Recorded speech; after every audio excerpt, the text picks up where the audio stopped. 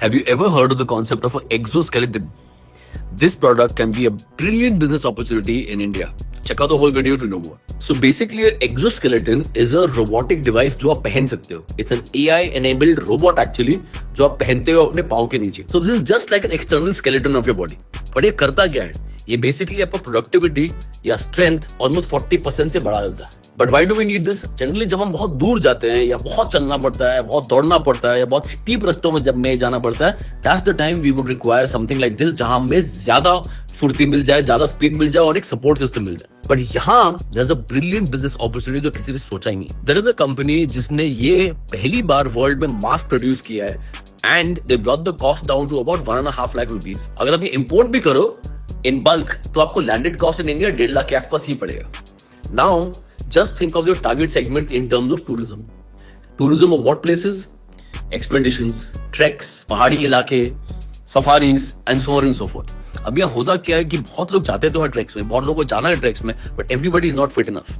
Some people are also senior citizens or aged जो confident नहीं है कि हाँ मैं ट्रैक में चला तो जाऊं पर शायद वापस ही ना आ पाऊं या in between I have to stop.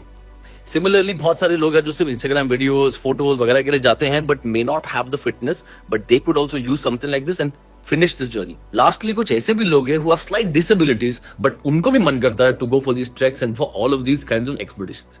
यहाँ पर the business model is of renting these exoskeletons. अब आप ही सोचो, this product only cost you 1.5 lakh rupees each.